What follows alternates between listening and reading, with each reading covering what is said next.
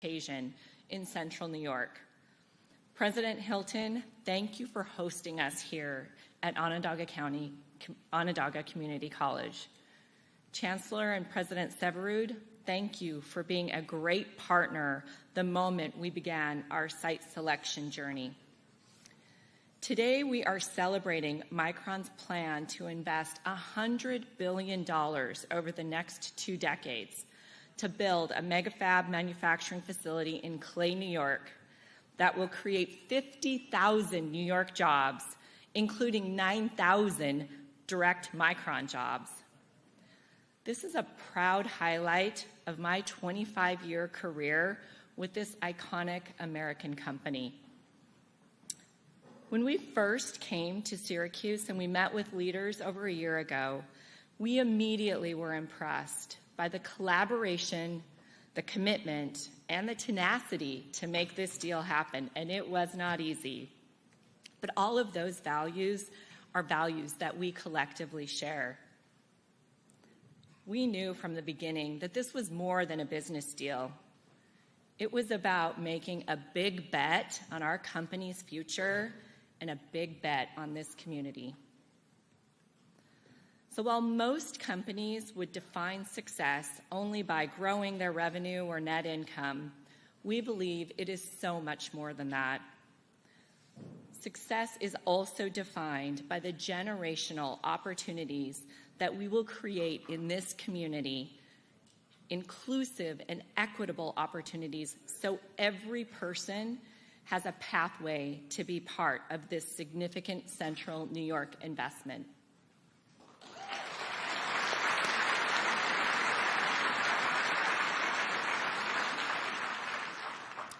As part of our announcement 3 weeks ago, you heard about a historic $500 million investment in workforce development and community, with a special focus on disadvantaged populations. Micron is proud to invest $250 million over the next 20 years as part of the company's commitment to this Green Chips Community Investment Fund. Governor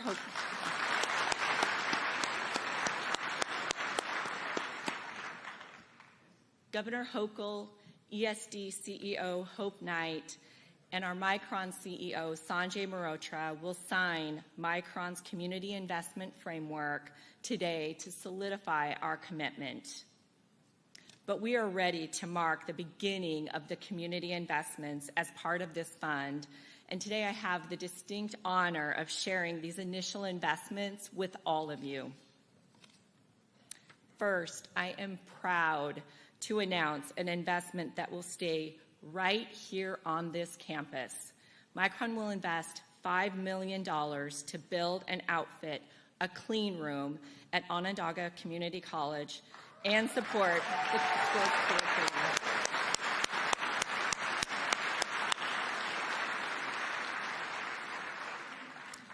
And because we can never start too early to prepare the workforce of the future, Micron will invest $10 million over 10 years in the first collaborative STEAM school and other STEM programs.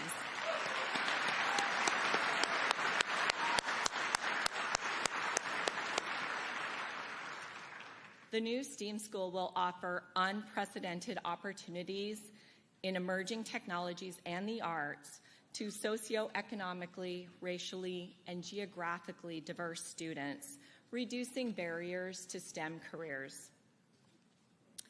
Micron will also initiate a $500,000 sponsorship of the Museum of Science and Technology, which includes a long-term exhibit. Yes.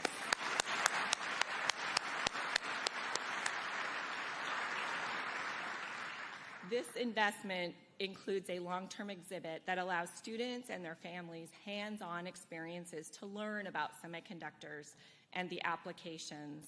And this investment will also enable Lauren and the MOST team to scale the programming to reach even more kids, including those underrepresented and rural students.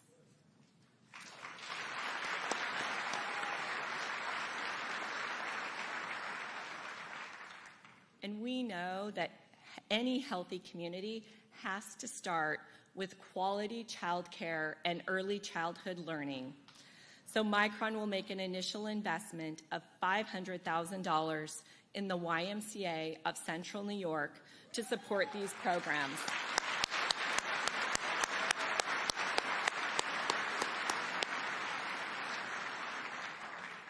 And we look forward to working with Bertram and his team to identify future investments that will continue to support the underserved communities in the region.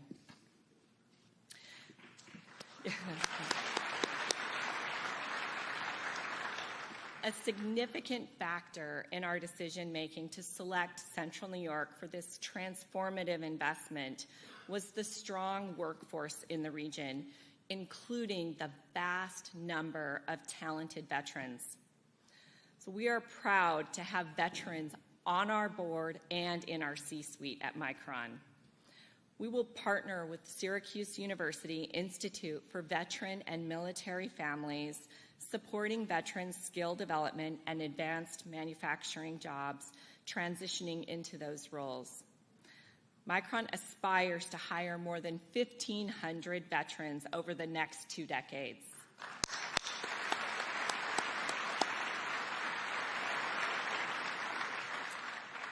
I'm also proud to share that we already have our first Micron New York intern hire. He is an SU electrical engineering student from the veteran community.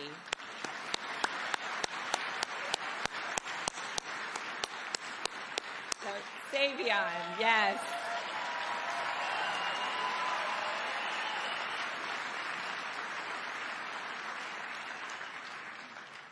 Savion Pollard was born in Queens, New York. He is a Navy veteran with over 8 years of experience working in electronic systems operations and maintenance in nuclear power, including nuclear subs.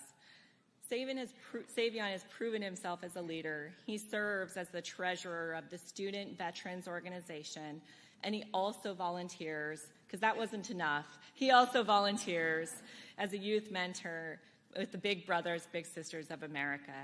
So Savion, thank you for your service and welcome to Micron.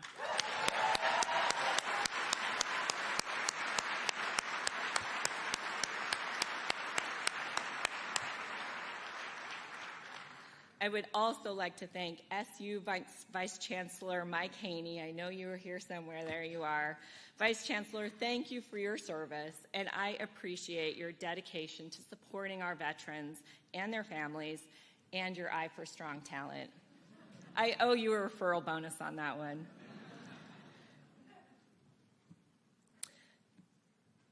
We need to eliminate barriers to prevent economically disadvantaged and underrepresented individuals from participating in the workforce expansion. And we know that these partnerships that we're creating with Onondaga Community College and SU will help us do that.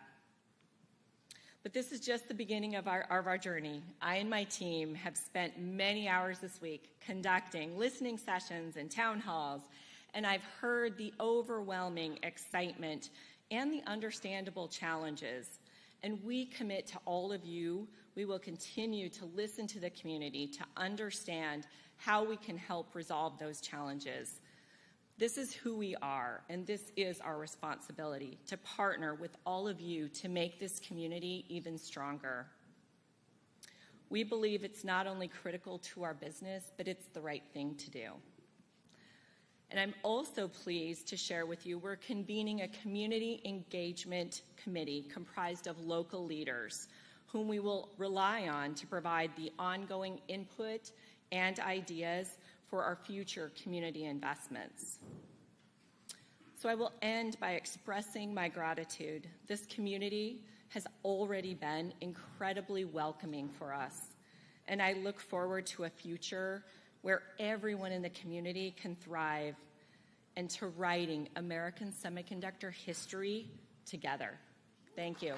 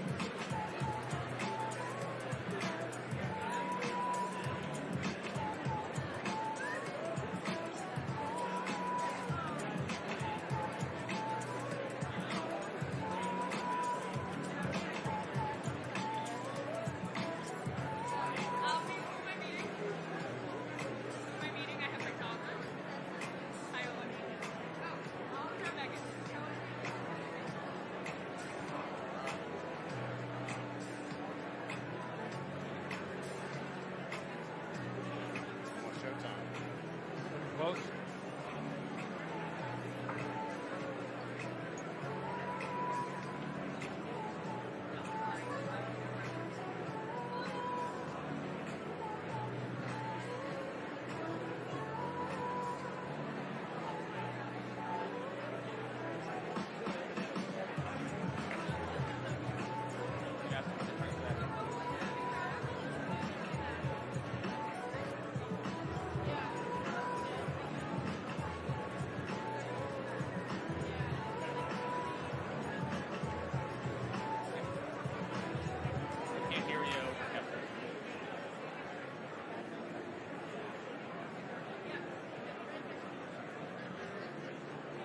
Again, yes.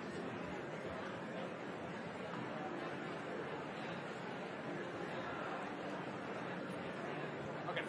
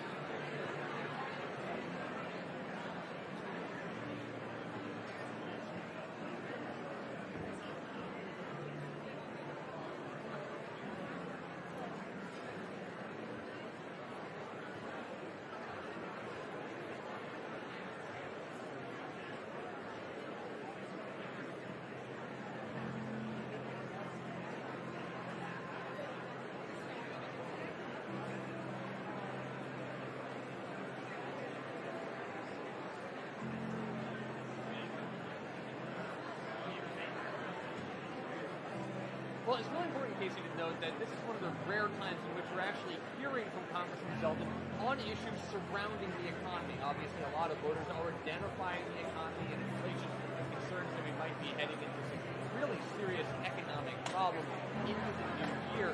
But Zeldin is really so far focused on issues like crime and public safety, really kind of beating that drum in this election. What we do know is that Congressman Zeldin says that if he is elected, he would try to cut taxes across the board in New York. New Yorkers pay some of the highest personal income taxes in the country, and that's primarily on the wealthiest New Yorkers. Zeldin's saying what a number of Republican candidates for governor have said over these last several years, that it's not just about targeting one specific business, one specific sector of the economy, but essentially trying to make the state more business-friendly, paring back regulations, like paring back taxes overall. All of that being said, every state is within a competition with other states to try to get businesses like crime, be it something like chip manufacturing, be it something like bringing a football stadium to Western New York. All of this is about trying to find some sort of incentives and indeed subsidies in order to make that business growth actually happen. And it's also not just taxes.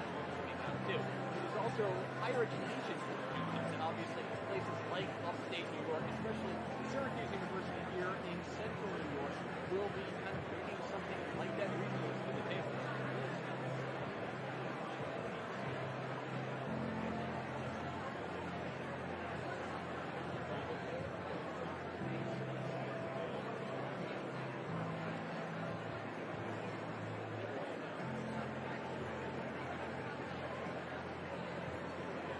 Well, that's essentially trying to target these specific businesses, these specific industries to come to New York with those kind of targeted tax cuts, those tax rates, those subsidies. We kind of saw this in many respects on steroids with Governor Andrew Cuomo when he was trying to do the Buffalo Billion in Western New York to try to boost the Western New York economy. And also he tried to set up these kind of tax-free zones around higher education campuses, around college and university campuses around New York. That was kind of met with some mixed results. However, something like this, when you're trying to get chip manufacturing, high-tech manufacturing off the ground, New York is in competition with states like Texas, states like Ohio, that have struggled, quite frankly, to kind of build up that manufacturing. It's not just other states, though. It's also other countries. This is something that a number of Democrats have also tried to frame as a key national security issue going forward, because of so much chip manufacturing that's been done in China, America, the United States, and even New York are trying to become a lot more self-reliant on manufacturing this technology themselves.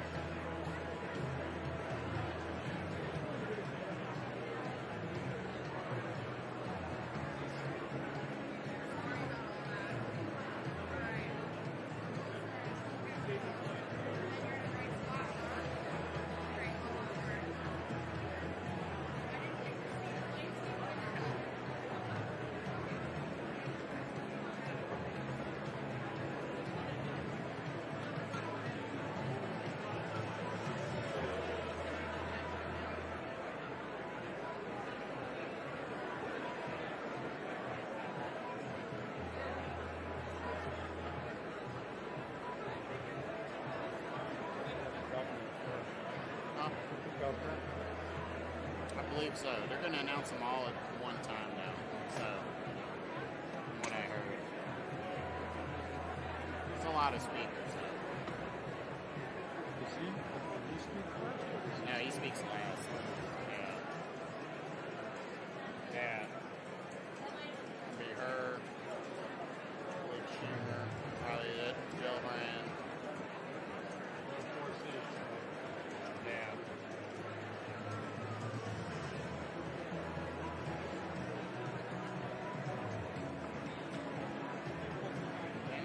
Yeah. Then it's the one of the main hosts of this event, and then they're going to introduce him.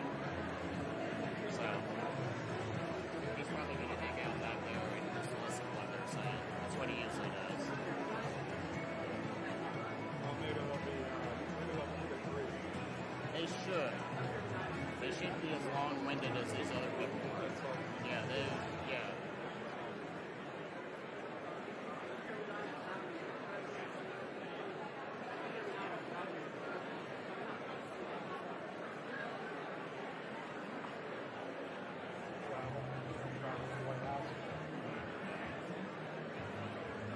Always the same. Is it rotate you guys? Yeah, they try to. I mean, there's not too many of us, but yeah, as far as events and stuff, a lot of them are kind of all like a lot of works and stuff. This one's kind of, I'd say it's a medium-sized event. You know, they got the painting board. He's got a tour. You know, looked at some robots and stuff. You know, of course, every trip doesn't it? Some it's just it comes in, it's a stage, he talks, and he leaves.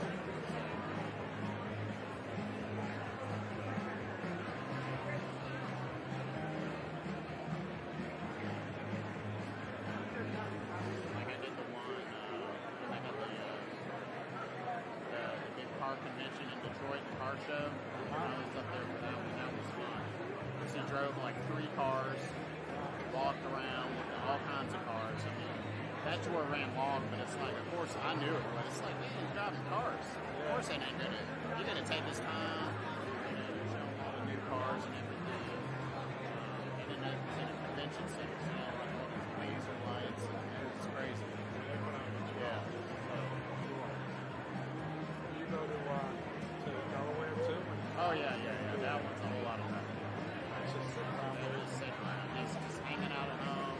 goes to church, but you're not going into church. You're just waiting in the van. It's not a bike every once in a while, or not even. Not in Wilmington. He doesn't do it. He does that when he goes to Rehoboth or on like a summer. Yeah, Wilmington is It's only just. Rehoboth. Yeah, Wilmington is at the house, going to church, playing golf, and if it's too cold, it's church and home. That's it. Super.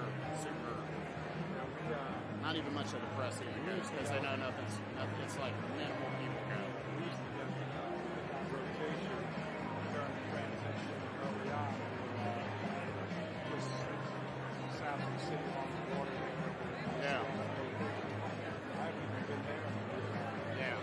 Well, I guess DC when he first was president, people were like, all the big people went. They're like, oh, like what's he gonna do? And it's like after a month, they're like, we're not gonna go. Who else can go? And now it's usually like freelancers and people like this. There's nothing newsworthy. Yeah. It's nothing newsworthy's going on.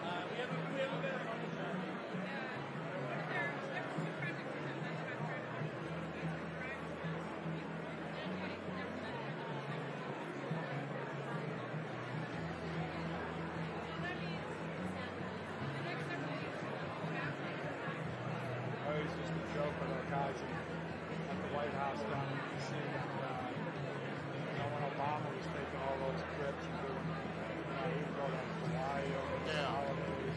It's always the same crew. Somehow, one of our guys always got in that rotation. Yeah. Go out there for 2 weeks. Like, Yeah. Yeah, they're wondering if he's going to do something like that this year. I was like, I don't know, man. He's probably going to Delaware. That's when you're excited. That's for sure. Yeah. And then he would do Obama, obviously, Kentucky too, right? Yeah. Bush used to go to Kenny Park, so guys used to go to him. Usually that's why they get on this, because you get a little bit, you gotta get a little gravy to stay in the White House. Yeah. 300 days. Well, he did do South Carolina. That wasn't too bad. For summer, that wasn't too bad. Down there near Charleston, that was kind of nice. I think that was a family decision because he had his grandkids and his, sons and stuff. So I think the family was like, let's go somewhere else. Like, the grandkids are not going to Wilmington or Rehoboth. Like, we're going to go somewhere else. You can't go wherever. Yeah, you can go where you want, but this is where we're going. So.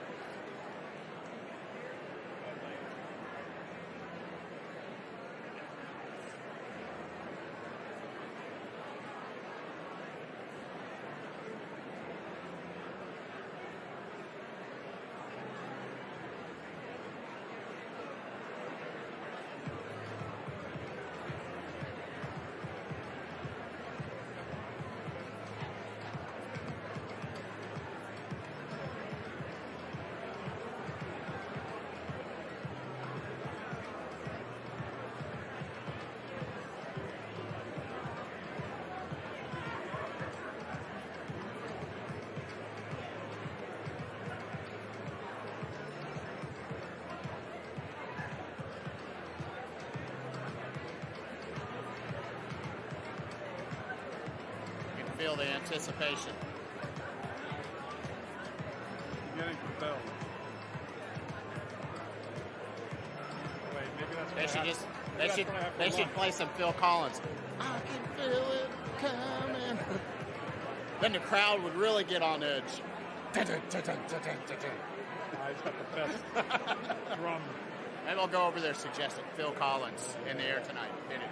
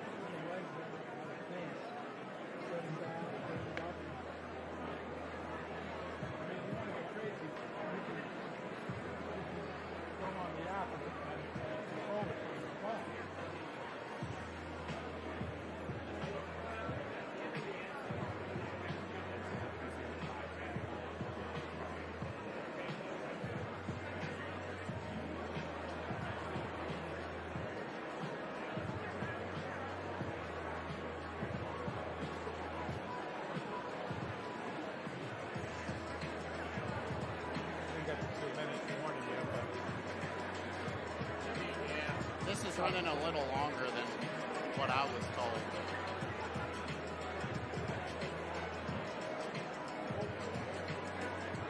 How long do you think this whole thing goes? An hour? Probably. Good. I mean, he's going to Wilmington after this, so he ain't got nothing to do, really.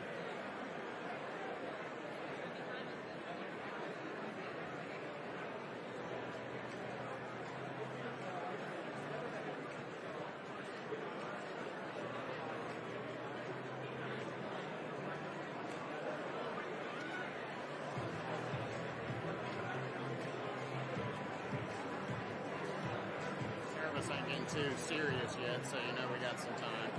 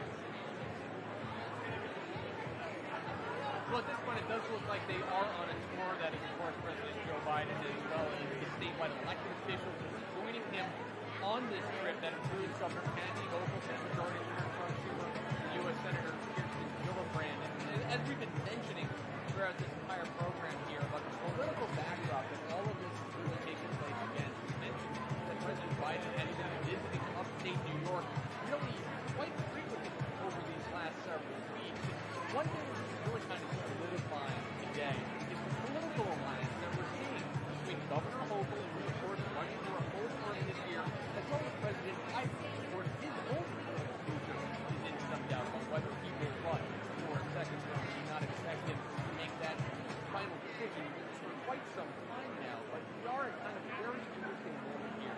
This alliance between Governor Hochul, who went into office just over a year ago, really, and President Biden, but forged good ties with former Governor Andrew Cuomo. Obviously, Biden then urged Governor Cuomo to quit once the scandals really were involved in his administration, and now he is firmly aligned with Governor Hochul.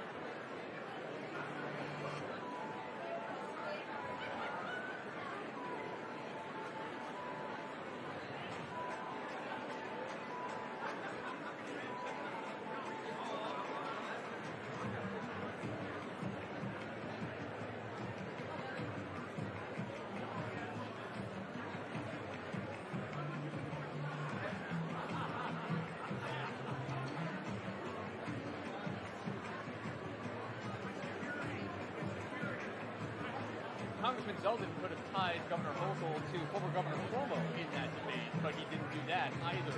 You know, what's interesting, though, is that when you look at those numbers, yes, Joe Biden is broadly unpopular right now because we have ticked a little bit back upwards, but high gas prices, high inflation certainly contributed to all of those concerns for the Biden administration heading into this midterm election. All of that said, while Joe Biden's popularity and favorability rating, job approval, whatever you want to call it, has also declined in New York, it's still a very heavily Democratic state.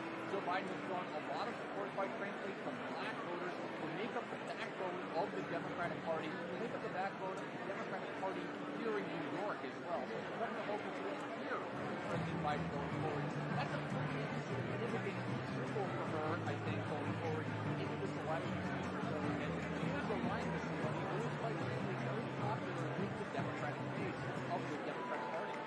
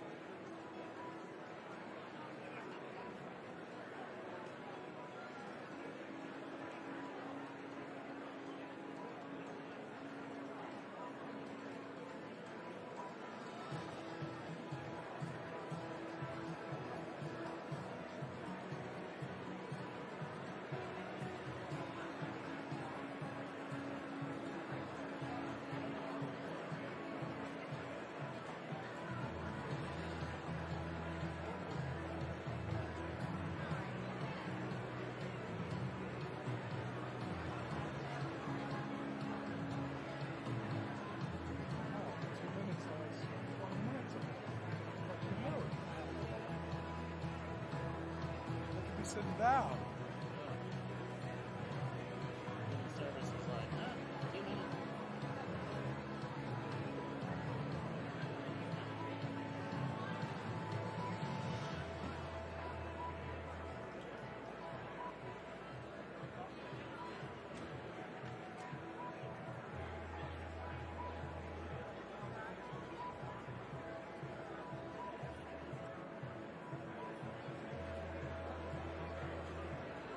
They will be up. Well, this is John. Officially, President Biden is here has a $150 investment by Micron to set it up for manufacturing company. But what we're expecting to hear from the president is actually a much more committed message. And that is the president is going to be sharpening his contract that we further draw over the last couple of weeks with Republicans after the legislation election. The president's poll numbers lower than their legacy.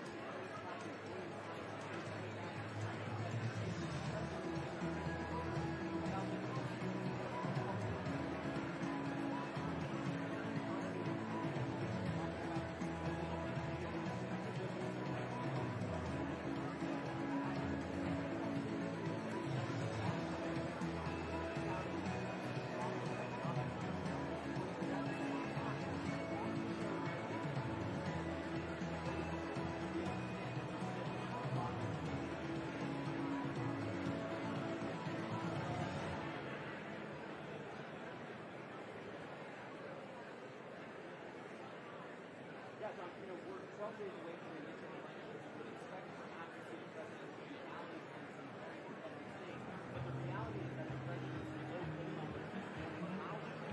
So, fundraising and also this official event. But nonetheless,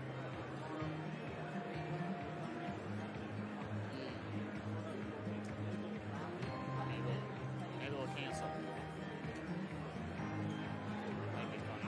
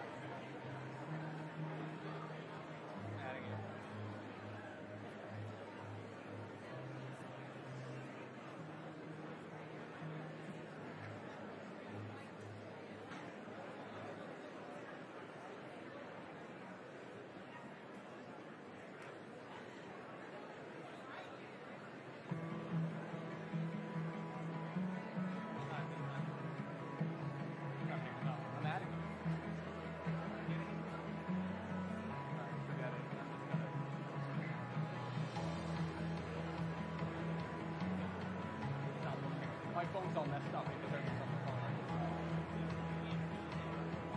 Yeah, we can. Like, I can hear them. I can't. It's like, for whatever reason, I can't call you.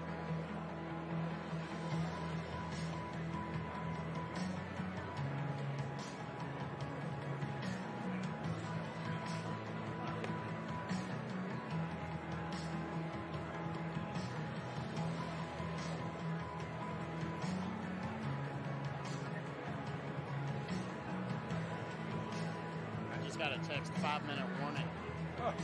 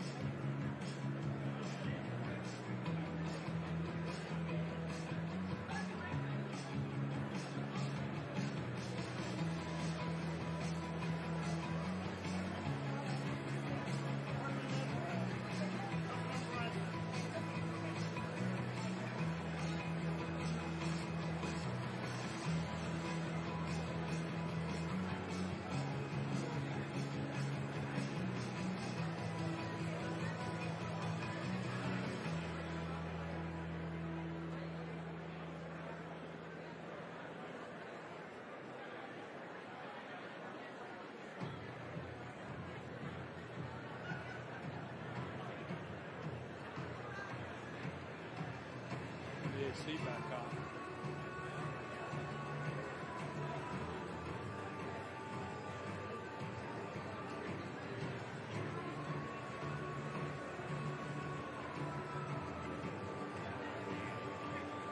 That's what's taking so long.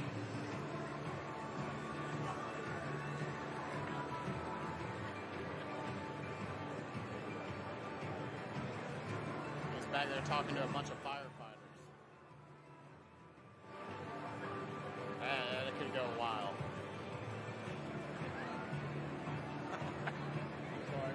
I said he's back there talking to a bunch of firefighters. That could take a while. That could take, you don't know when that might end.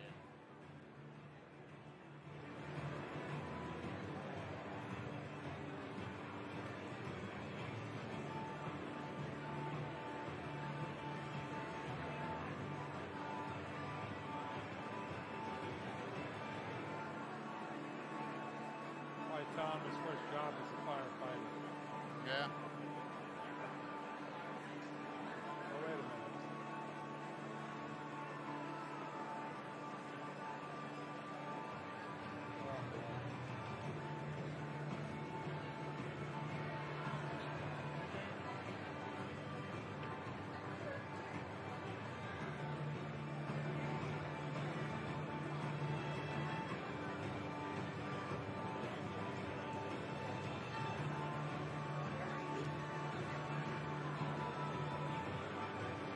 Well, right now people have been asked to sit down. They put the presidential seal out, which is a sign that this is supposed to be getting underway momentarily, but that's been quite some time ago now. So it does seem like this tour with President Biden and icon executives, as well as here top-level officials, local, still kind of getting underway here. And hopefully they will actually come out in front of the crowd here.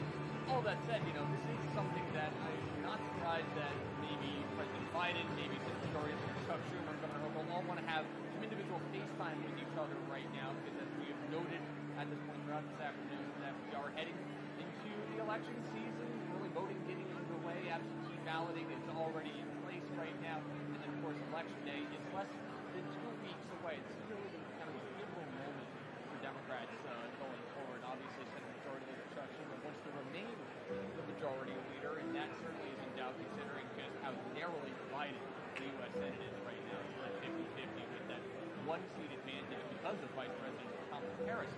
All that said, also, you've got Governor Hochul, who is in a tighter than expected election battle as well against Congressman Lee Zeldin, who, by the way, has been starting an upstate tour heading into Election Day and early voting, which is expected to start this weekend.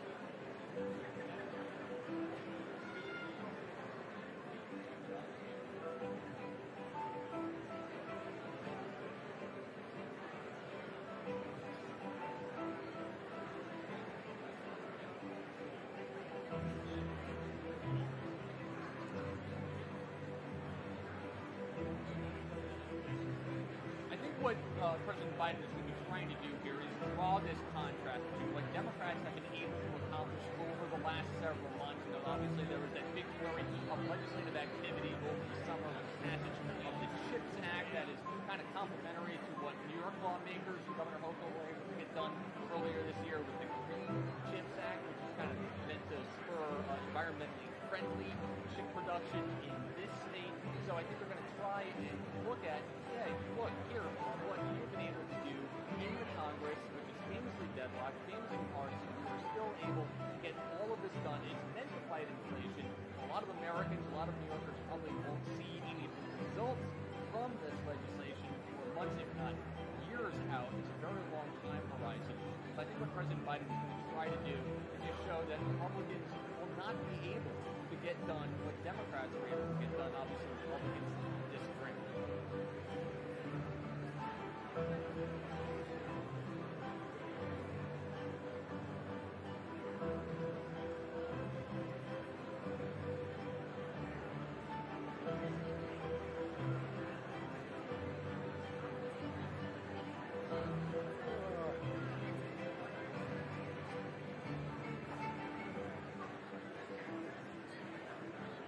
Well, that Project Labor Agreement is really key because once you get labor unions on board for something like this, that's really politically important because of the political juice that a lot of labor unions, organized labor in New York politics are exposed. So that's a good sign. Yeah. The speech is coming. What jobs can actually be created, how many jobs are actually going to get created, that still remains to be seen. And quite frankly, the Hochul administration really hasn't shown their work, as it were, to kind of back up just how many jobs are going to be created and how they're going to be created.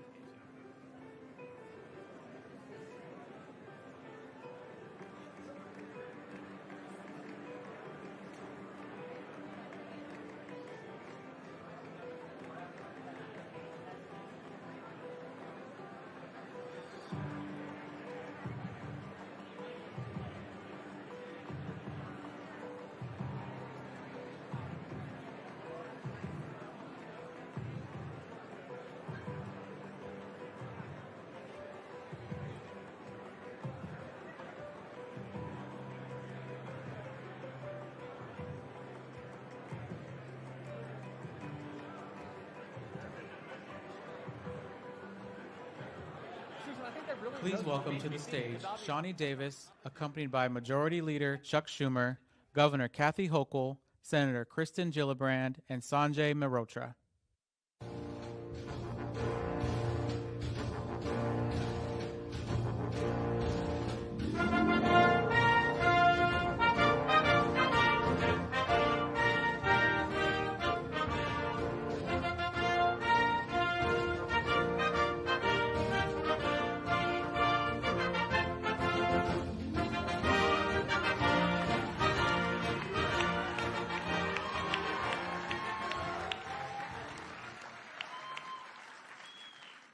Thank you, everyone. Thank you. Thank you.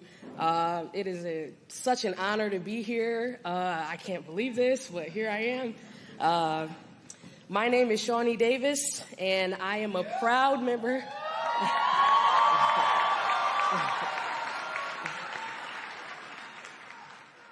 And I am a proud member of the International Brotherhood of Electrical Workers, Local 43 here in Syracuse, New York.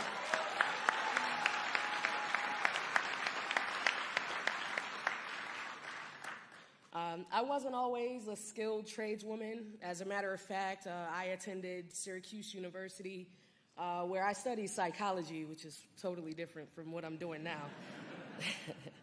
But I got my start as an electrician, doing an amateur rough-in with my dad in Florida, and I loved it. I enjoyed the experience, and so my dad told me, if you love it so much, when you get back to New York, you join the union. And so that's what I did. Local 43, they welcomed me, and with some borrowed tools from our now business manager, Al Marzullo.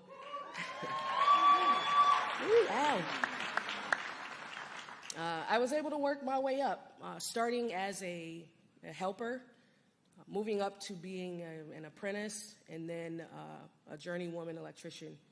And now I am the first Black woman master electrician in the region. Thank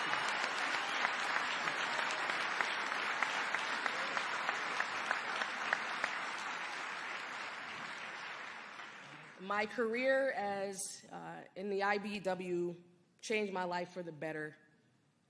It's given me incredible opportunities and a bright future here in Syracuse, New York area.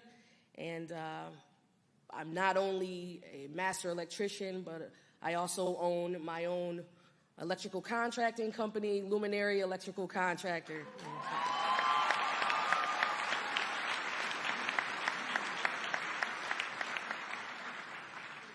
And we are here and we are ready to power up New York's long-awaited manufacturing rebirth. So needed. So you all can only imagine how much of an honor it is to be able to introduce the President of the United States. When I got that call, I was like, who? Anyway, we all know that politicians tend to make a lot of promises, especially during election season, which we have coming up. And too many of them don't actually keep their promises, but not President Biden.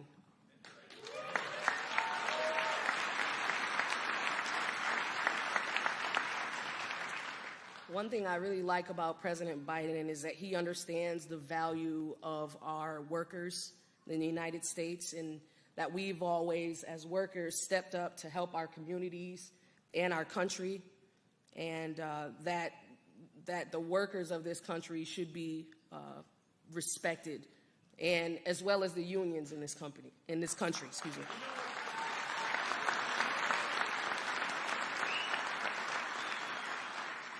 So he made some promises when he got elected, and I remember some of these promises.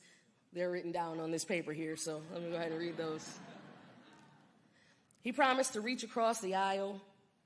He promised to invest in rebuilding and modernizing our infrastructure, to expand our broadband, modernize our grid for cleaner energy, and to target underserved communities, excuse me. President Biden promised to bring back manufacturing so that we can start building things in this country again.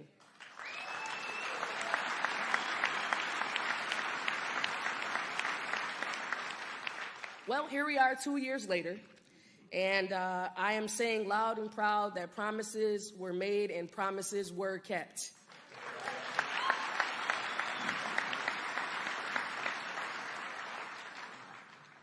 For the people that have lived in this community, myself, my whole life, we understand how desperately we need this new beginning in the Syracuse and Central New York area, especially with all of the plants closing, job losses, and the hearts breaking for generations of workers. So this plant means hope. It means good paying union, construction, and manufacturing jobs for years to come.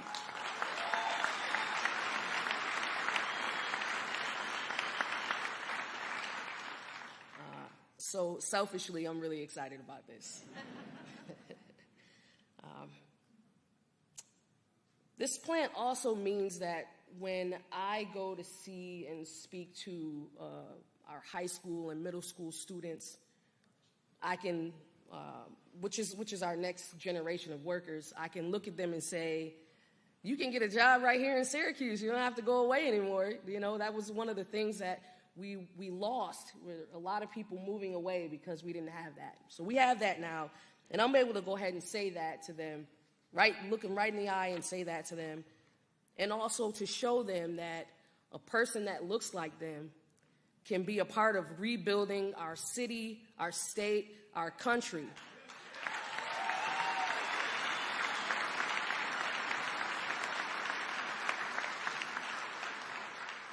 and call ourselves union members and a CEO.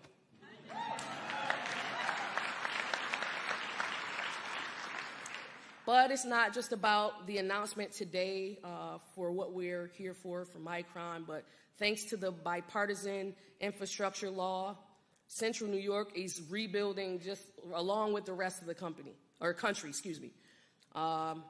Hundreds of local 43 brothers and sisters are already working on the massive I-81 reconstruction project, thanks to President Biden and Governor Hochul.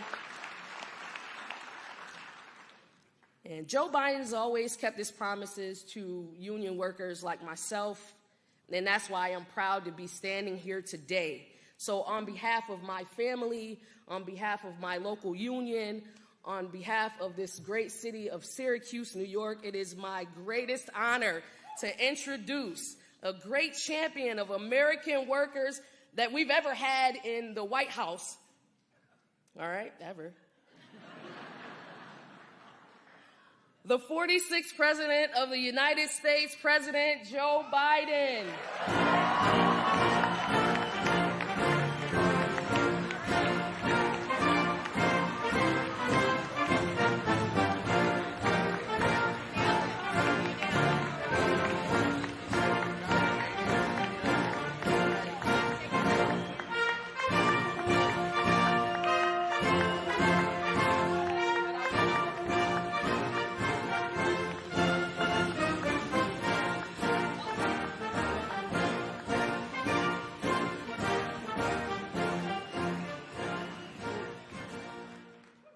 Well, thank you very much. Hello, Syracuse.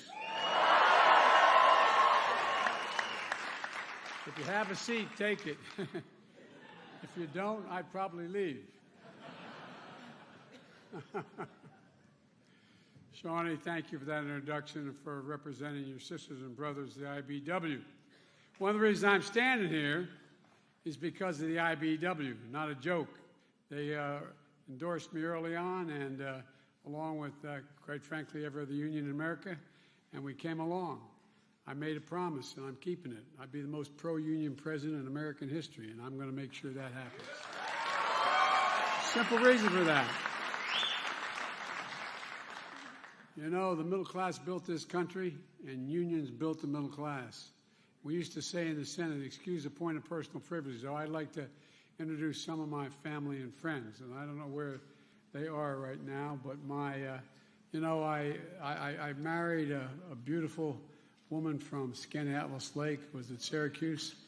I met her on spring break and fell head over heels in love with her, and gave up a starting job on the football team in Delaware to come up every weekend because I couldn't stay away from her. And her brother Michael's here. Where's the family? There they are, back there. The Hunter family. The Hunter family is here. Daughter Maureen and Greg, and the children Gillian and Gregory and Nancy Hunter and her daughter Jess, my brother-in-law Johnny's wife and daughter, and as well as one of Bo's best buddies, Andy Grote, and an old friend who's here. I excuse this again, as used to say in the Senate, a point of personal privilege. But just like coming home, man, coming home. Molly and her brother, Jimmy Crean. And the president of Syracuse University and the dean of the law school, who probably I wouldn't get in these days, although I went there on a scholarship. And Mayor Walsh, Ben, thank you, County Executive McMahon.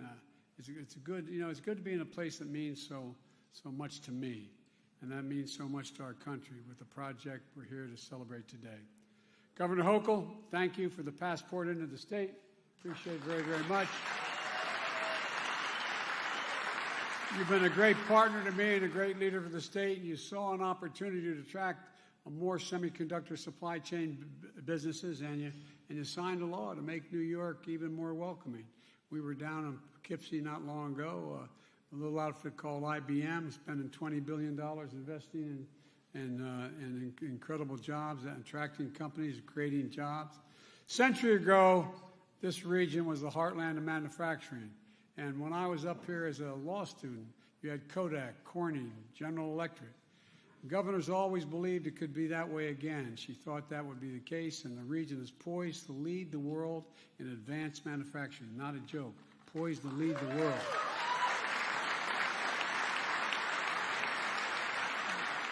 And I also want to thank my buddy Chuck Schumer, Senate Majority Leader. This guy gets things done.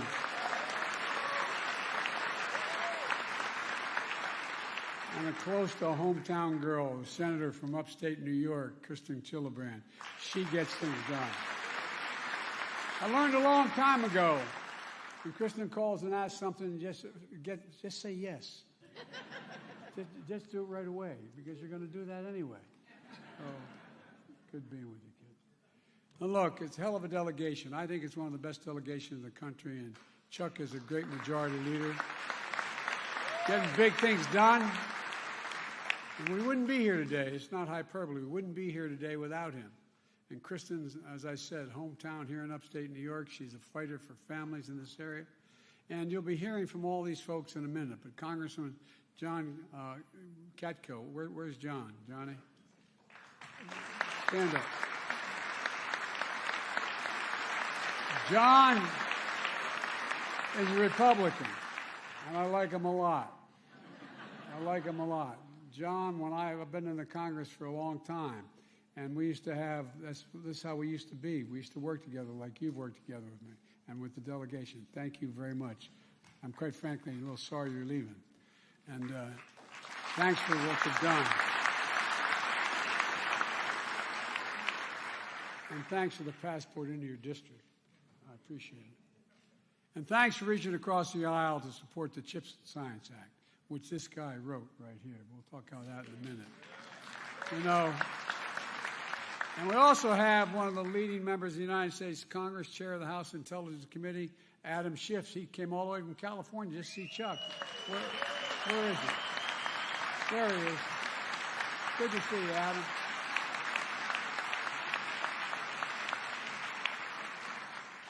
Adam and I talk together a lot. We can't share any secrets to the rest of you, but, you know, we can talk. He's the only guy I can talk to. I'm only kidding. Folks, we're here to celebrate one of the most significant investments in American history. Again, not hyperbole. One of the most significant investments in American history. And it's going to ensure that the future is made in America. One of the bright spots around the country that should give us a sense of optimism and hope about who we are as a nation. And it's part of a broader story about an economy we're building and one that works for everyone. The positions America put America in a position to win the economic competition of the 21st century. And again, that's not an exaggeration. It's literally an accurate statement. We're joined today by the CEO of Micron to celebrate their commitment to invest $100 billion over the next 20 years here in America to build factories, to make semiconductors, those small little computer chips that power everything in our everyday lives, from our smartphones to our automobiles to washing machines, hospital equipment, you name it. It's the largest American investment of its kind ever in our history. Thank you very much, boss. They're going to build factories the size of, this is not hyperbole, the size of 40 football fields, big enough to fit the Carrier Dome 4 times inside it and still have space left over. And we're going to, this is amazing. What's that going to happen here? You guys have no idea. It's going to run, and it's going to run entirely on renewable energy. 9,000 jobs, from PhDs and engineers, HVAC technicians, machine operators, with an average salary of $100,000 a year, and tens of thousands more jobs across the supply chain. 20 unions working together to fill jobs for technicians, construction workers, electricians, operating engineers. And by the way, it's the largest investment in American history that's also governed by a project labor agreement.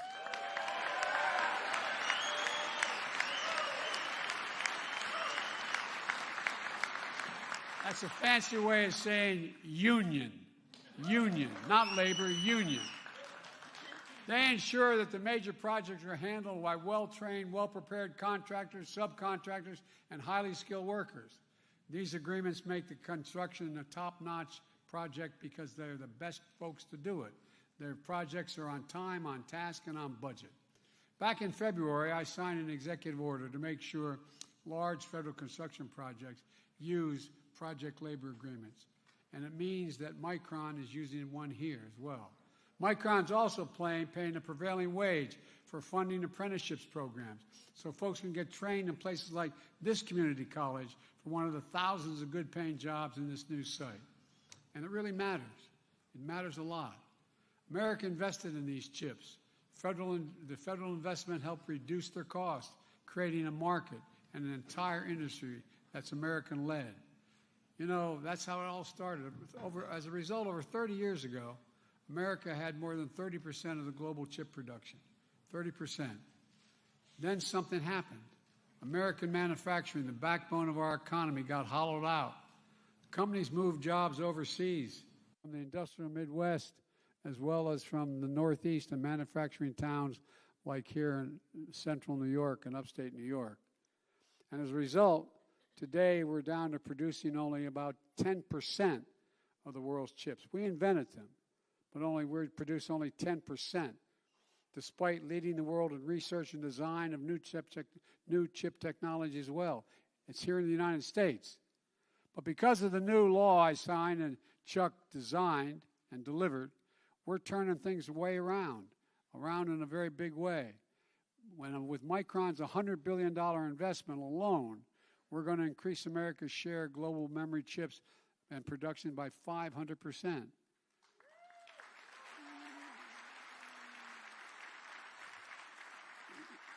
The company Intel in Ohio and other companies, including foreign companies, that are investing billions of dollars across America to make these chips here. And it matters to you all, no matter where you live. It matters a great deal. Making these chips in America is going to help lower the cost for families looking to buy a car, to replace your washing machine, get a new cell phone. It also helps companies outcompete the rest of the world.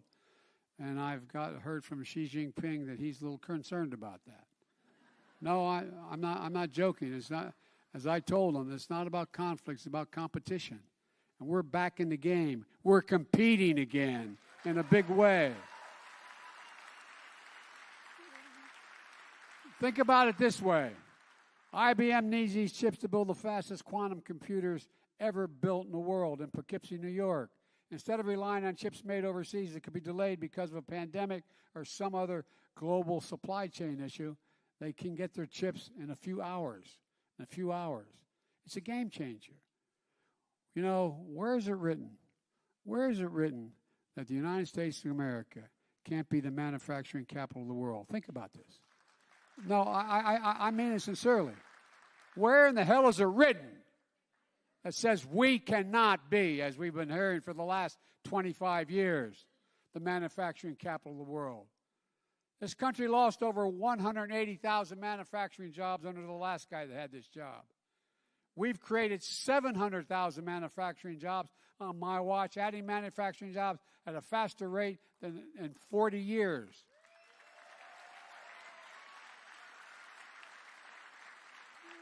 The previous president made a string of broken promises in places like Wisconsin, Indiana, Ohio, where promised investments in jobs and manufacturing never materialized, but layoffs and shuttered factories did materialize. On my watch, we've kept our commitments. On my watch, Made in America isn't just a slogan, it's a reality, Made in America. And today's announcement is the latest example of my economic plan at work. I've said from the beginning that my objective is to build an economy from the bottom up and the middle out. An economy that rewards work, not just wealth. An economy that works for everyone. So the poor have a ladder up, the middle class can do better, and when that happens, the wealthy do very well.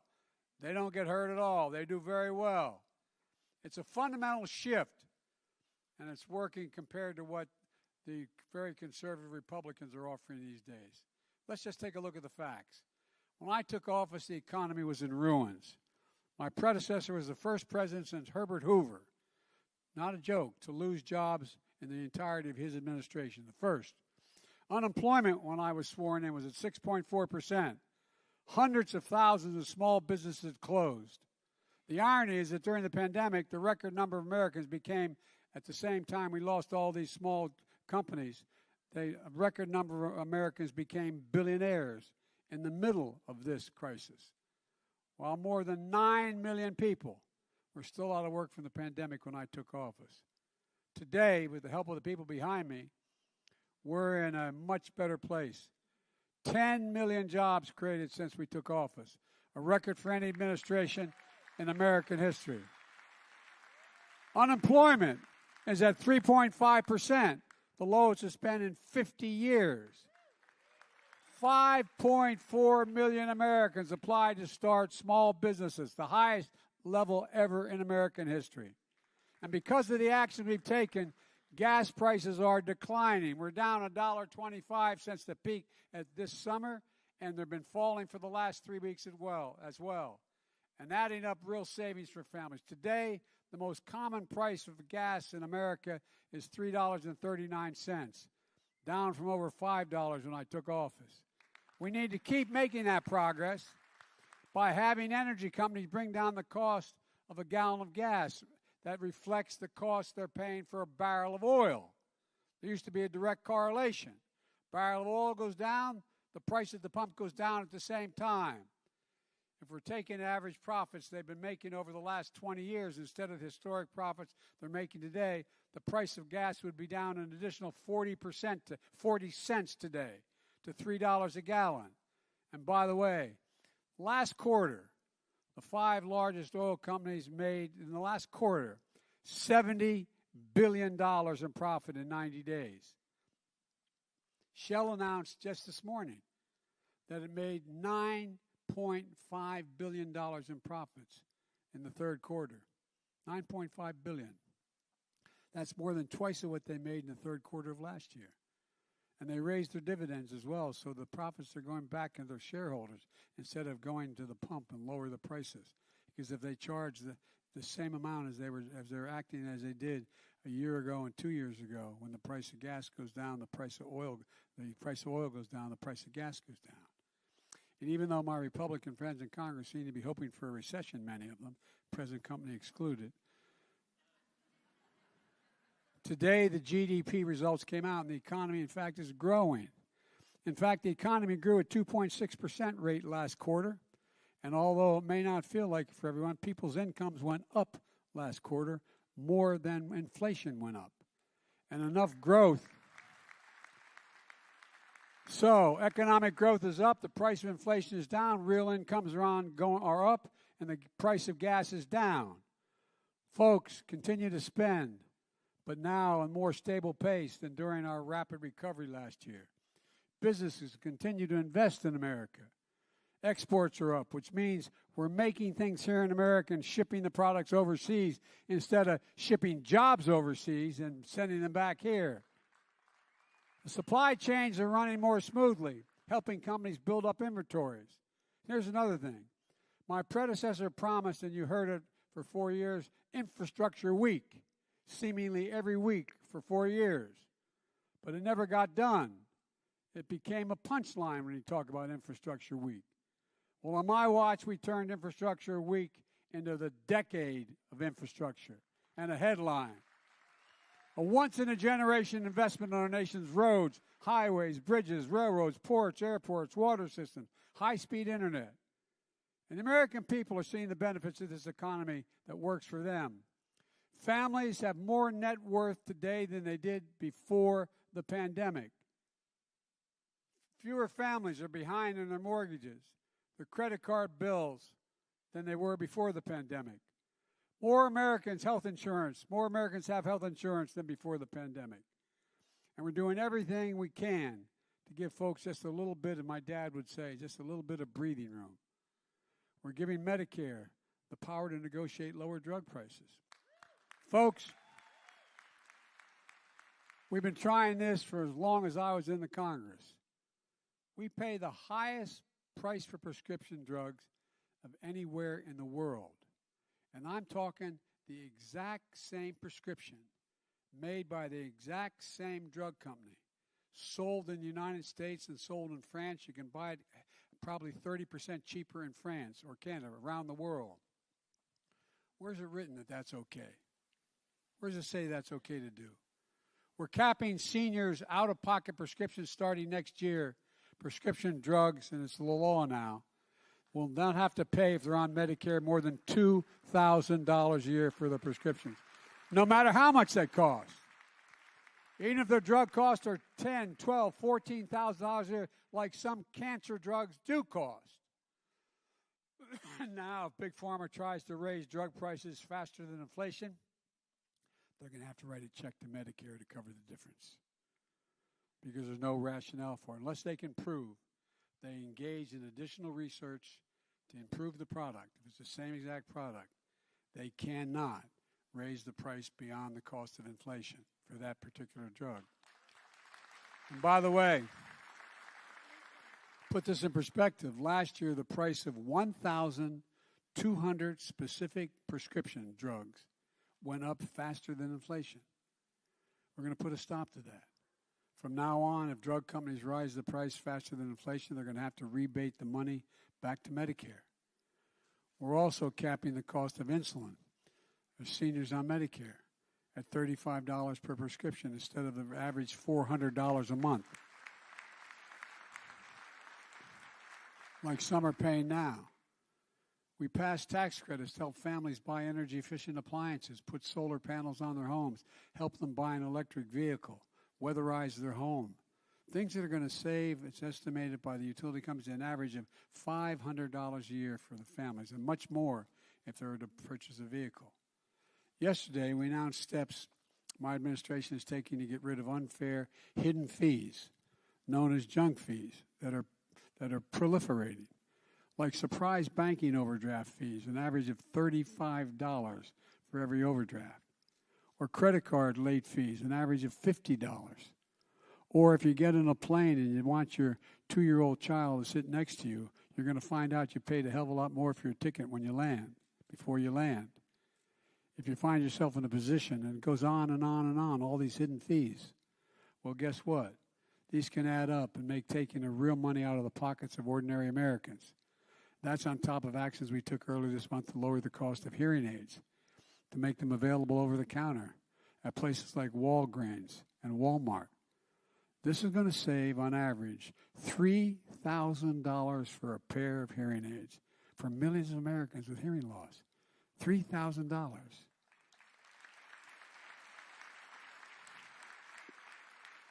I took action to ease the burden of student debt for millions of working and middle-class families. Average income, $70,000 a family, recovering from the pandemic. My friends on the right, they criticize the move. But I'm never going to apologize for helping working and middle-class families as they recover from the pandemic. Especially not to those same folks who voted for a $2 trillion tax cut before I got in office to give away that mainly benefited wealthy Americans and the biggest corporations. Not a penny of it paid for. And we're doing all this by reducing the deficit at the same time. I don't want to hear about big spending Democrats creating the deficit. Let me give you the facts. The very deficit reduction that my Republicans voted against when they opposed the Inflation Reduction Act. This year, the deficit under our leadership is falling by $1.4 trillion. Let me say it again. This year alone, the deficit is down $1.4 trillion. In my first year in office, the deficit fell one year by $350 billion. Ladies and gentlemen, the largest ever one-year cut in American history on the deficit, cut the deficit in half. As I said, this follows a historic drop of $350 billion last year. And we're going to reduce the deficit by another $250 billion over the next decade. Why? A big part of that is because corporations are finally going to have to pay something. 15% minimum tax. You know, in the year 2000, 55 corporations made $40 billion. God love them, as my mother would say. but they paid zero in federal tax. Zero in federal tax. So guess what? The Inflation Reduction Act, we made sure they have to pay a minimum of 15%. That's less than you guys pay as union members in your tax. That's less than school teachers, firefighters, cops pay. But that 15% increase in the minimum tax is going to make sure we're in good shape for a long time here. That's all in stark contrast to Kevin McCarthy, Republican leader of the House of Representatives, and his fellow MAGA Republicans who say their number one priority is to do the following. And they've said it publicly. By the way, if I had asked you and we were just walking down the street, so can you tell me what the Republican platform is? What they're for? I'm not joking. I'm being deadly earnest. Like I said, I've been around a long time in public life. Republicans usually always have platforms. Say, this is what we're for. Well, they can't tell you what they're for, but they'll make sure they'll tell you what they're against. They're going to give the power we just gave to Medicare to lower drug prices back to Big Pharma to raise prices instead. The cap on the $2,000 cap on prescription drugs for seniors, gone. If Kevin has his way, McCarthy. $35 a month cap on insulin for diabetes for seniors, gone. Savings on health care premiums, $800 a year for literally millions of Americans under the Affordable Care Act, gone. And of course, they're still determined to repeal the Affordable Care Act overall, which would mean that tens of millions of Americans with pre-existing conditions who can't otherwise get insurance will lose even that insurance because they have a pre-existing condition. These protections are gone as well if the Republicans get their way, if Kevin gets his way in the Republican Congress. Tax credits to lower energy bills, gone. Corporate minimum tax, gone. Under the Republican plan, some big corporations are going to go back to paying zero again. That's the plan. I would argue it's reckless and irresponsible and will make inflation worse if they succeed. And then they're coming after Social Security. Now, it sounds like, there's Biden, that's typical Democrat saying Republicans are after Social Security. This is the one thing they've said out loud. They've written it down on pieces of paper. Senator Rick Scott, the Republican from Florida, who's in charge of getting Republicans elected to the Senate, has a plan that's laid out. You can look it up. You can, as I used to say, you can Google it.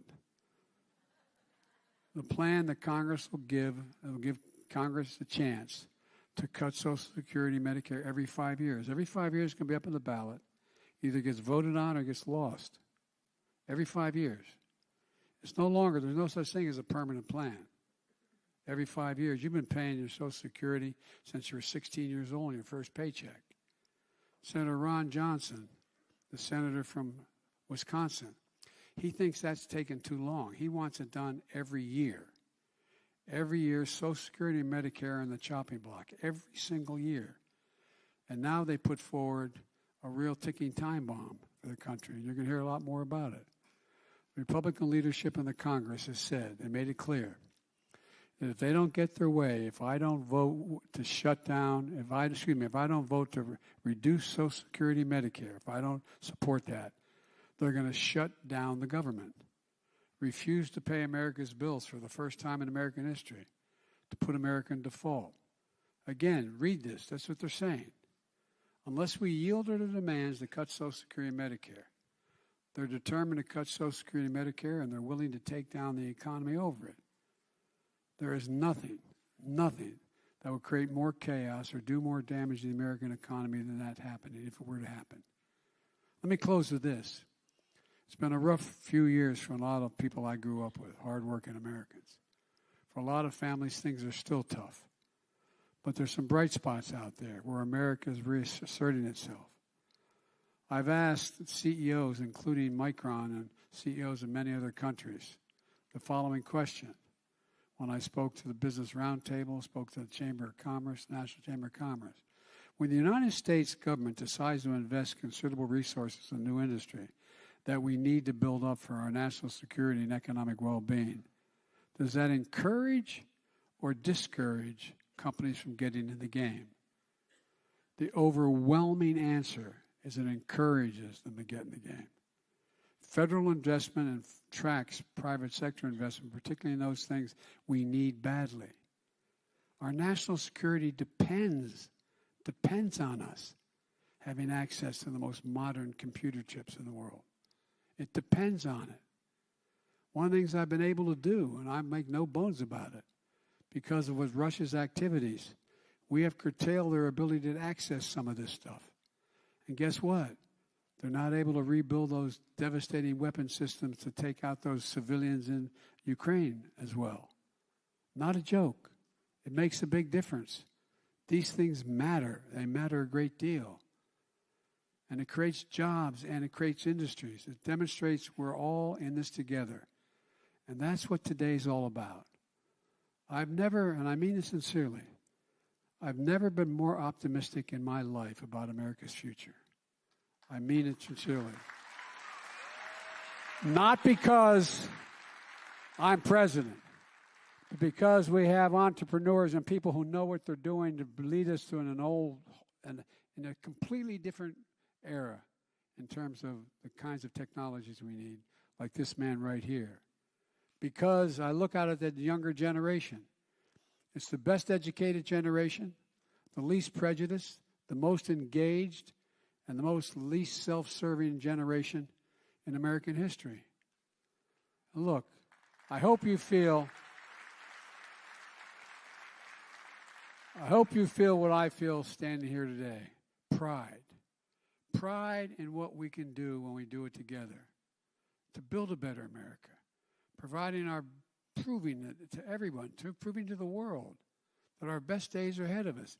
I know every major world leader because of the nature of my job, and before that, when I was vice president, that was my job, and before that, I was chairman of the Foreign Relations Committee. And guess what?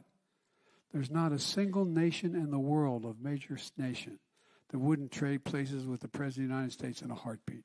Not a joke. Think about it. Not a single solitary one. Not a single one. And I talk to these folks all the time and meet with them all the time. And they want to know, are we going to be okay? Because if we're doing well, they think they got a shot to do well too. And that's not hyperbole. That's a fact. But we just have to keep it going. And I know we can. We just have to remember, for God's sake, who we are. We are the United States of America. There is nothing beyond our capacity. And we're the only nation in the world that has come out of every crisis better than when we went into the crisis. And folks, we're going to do it again. God bless you all, and may God protect our troops. And now I want to invite my good friend, the great partner, Majority Leader Chuck Schumer, to the podium, author of the Chips and Science Act, and one of the major reasons we're standing here. Chuck, the podium is yours. Thank you, Mr. President. Great job. That was well done. Everyone is giving you a standing ovation.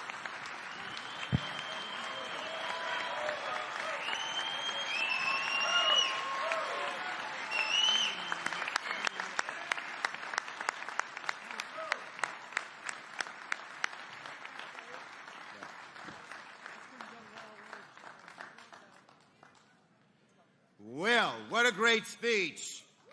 Does that show what the America we stand for is? Absolutely. Thank you, President Biden. And it's my distinct honor to welcome you back home to Syracuse. Your history in Cuse is no secret, dating back to SU days many years ago. But today, your legacy here is secured forever.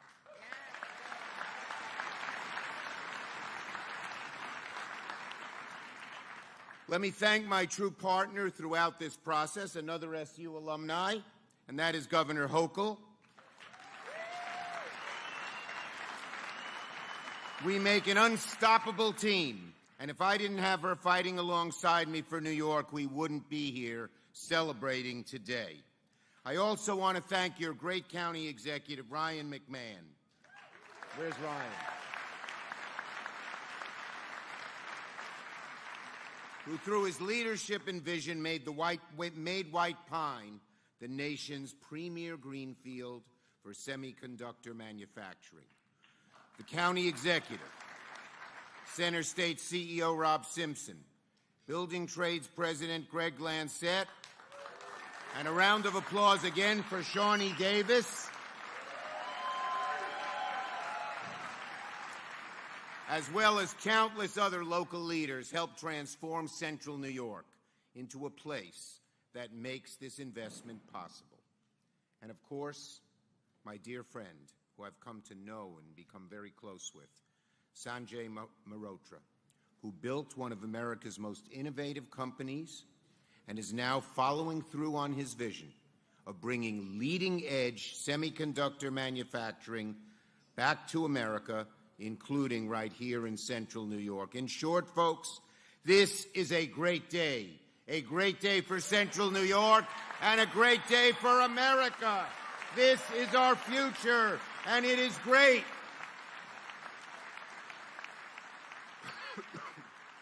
If there's a word to describe this moment, it's transformational. Transformational. Transformational can describe now what is happening here in Syracuse, in upstate New York, and in America.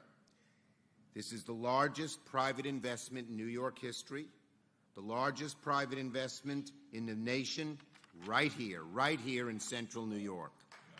50,000 New York jobs, enough to fill every seat in the JMA Dome, where Cuse is going to beat Notre Dame this week.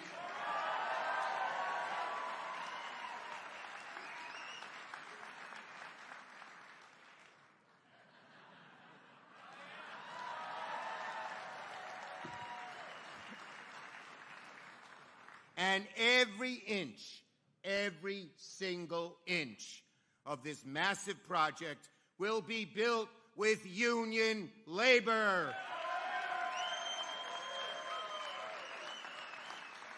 When I wrote this bill, I told the CEOs, yeah, we want to help you.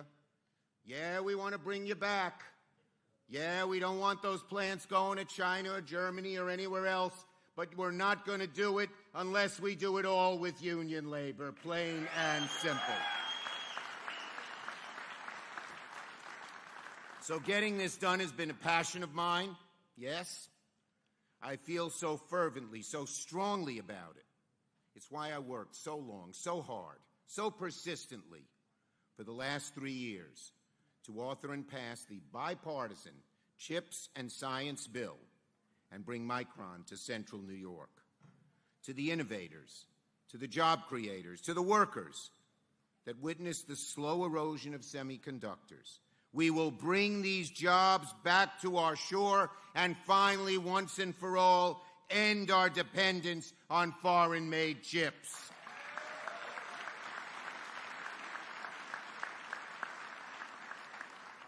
Now, all of the major microchip companies are considering investing in the U.S.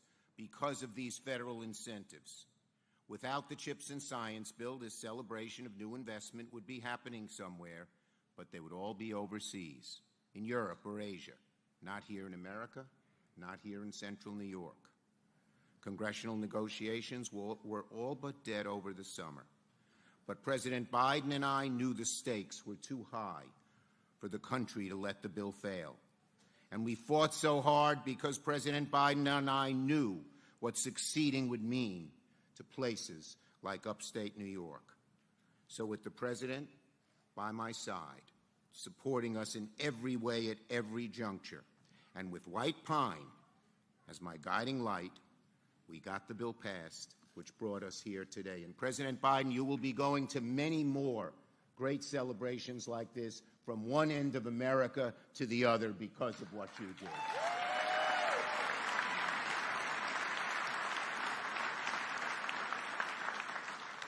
And the bottom line is, as the President outlined, there's a real difference between the two parties, folks. This was a bipartisan bill. I give my Republican colleagues, Congressman Katko and others, credit for joining us. But make no mistake about it, it was only because there was a Democratic majority in the Senate, in the House, and a Democratic president. If McConnell was leader, this bill never would have seen the light of day. and we would not be here today.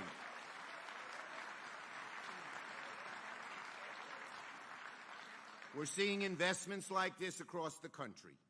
And as I said, it will revitalize not only Syracuse, not only upstate New York, but Ohio, Georgia, Arizona, so many more places. And our children, our grandchildren, will benefit long-term from the investments Micron is making in the community, with jobs, with a future that every parent dreams of for their children. A $500 million community investment fund, and hiring and contracting commitments that will ensure these good-paying jobs go to the people, veterans, minorities, women, rural residents, and neighborhoods that need the most of all. So all of Central New York, not just some, but all, will benefit. That's how the bill was written. That's how the plan was written. It will give people of all ages, of all walks of life, from the dad looking to upgrade his career in manufacturing, to the little girl who dreams of being an engineer. It will give them all the education, the training, the support they need to build a life here in the community they grew up in and love. Just think of what this means. The chips that power nearly every aspect of our daily lives, our economy, our national security, will be made in America by upstate New Yorkers. So yes, in conclusion, my friends, Syracuse has always been part of President Biden's history. But now, thanks to the President's leadership, Mr. President, you have changed Syracuse's history forever. So this is a great day for upstate New York, a great day for America. Thank you for celebrating the future here today with us. God bless you. God bless America.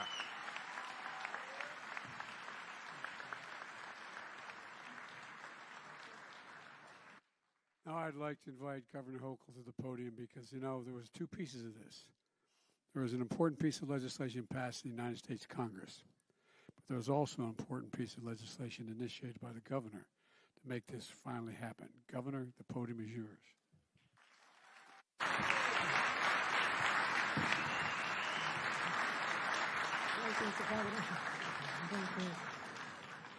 Good morning, Central New York.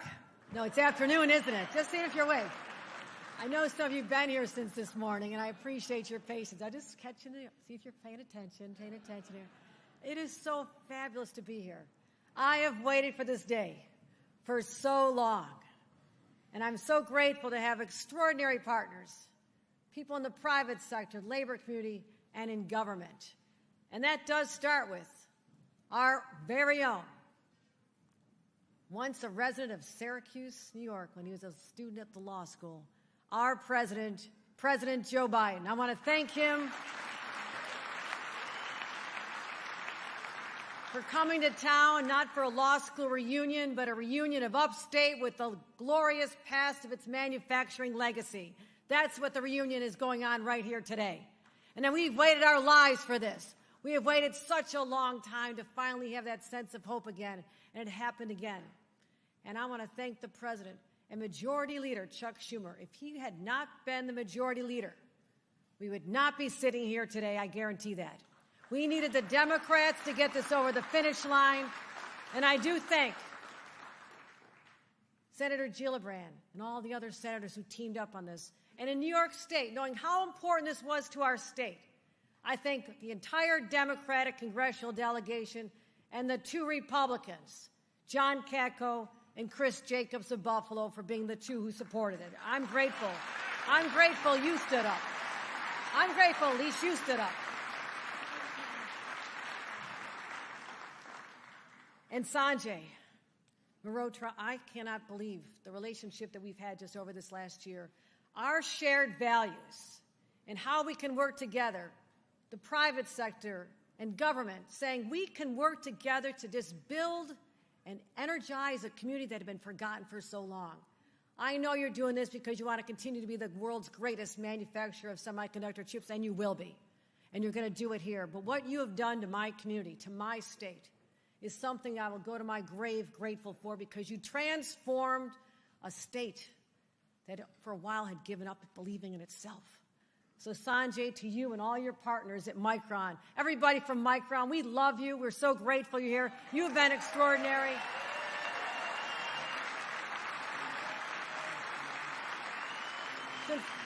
Micron, stand up, Micron.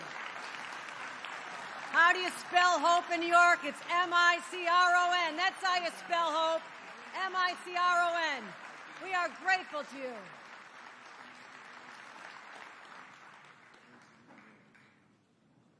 And I remember my first weeks as governor, just a little over a year ago. Kevin Eunice came to me, and I want to thank him personally, because this was the job, Empire State Development. He said, we have an opportunity. There's these guys from Idaho, a company. They're going to look around the country for an opportunity to expand. I said, how big is this? It's the biggest deal in Americans' history. I said, really? Sounds a little big, Kevin. But I said, bring him into my office. Let's see what this is all about. So we had a meeting. We had a chance to talk about what I knew about upstate, because I'm from upstate.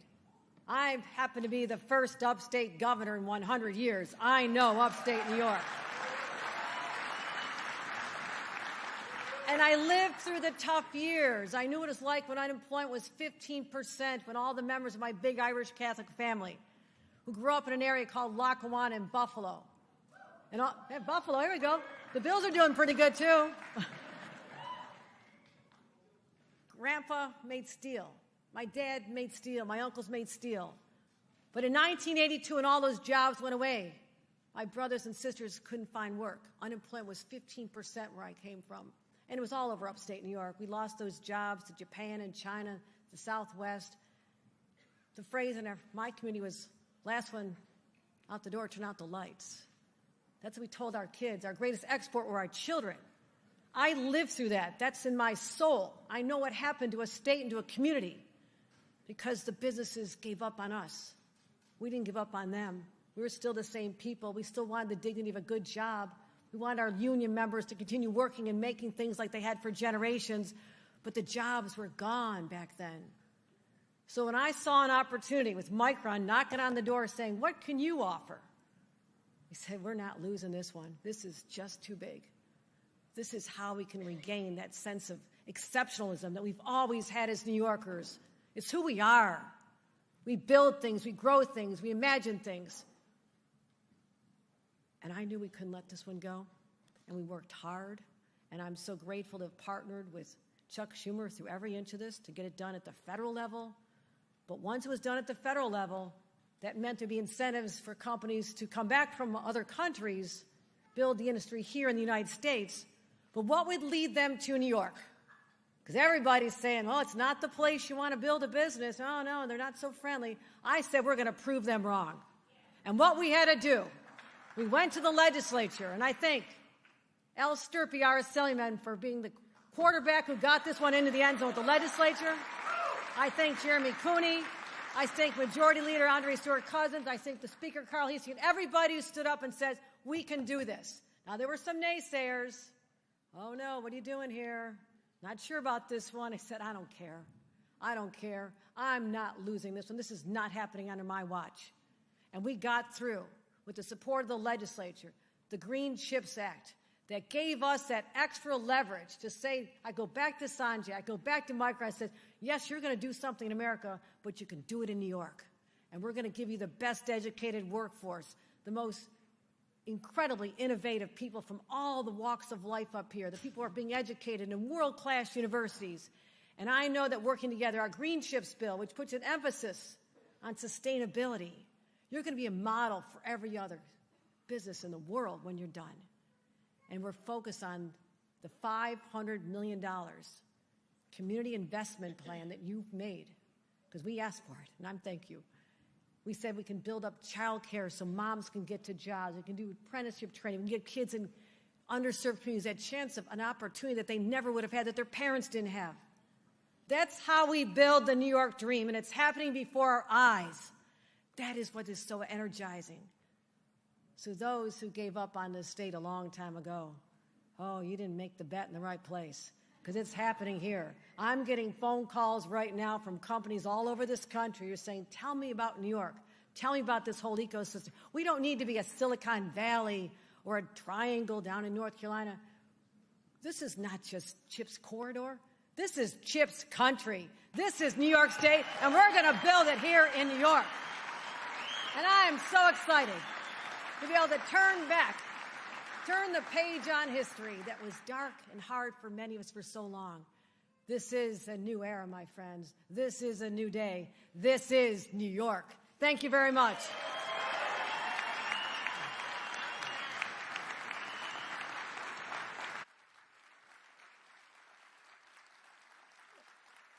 As you all can tell, one thing we lack from this delegation is enthusiasm. I want to introduce Senator Gillibrand now to bring her to the podium, but I want to make one comment that may not seem totally consistent with what we're doing. One of the reasons why women in America have an opportunity to serve in any capacity they have, including in the military, why we have department heads of entire United States Coast Guard and others, is because of this woman right here. So, Kristen, it's all yours.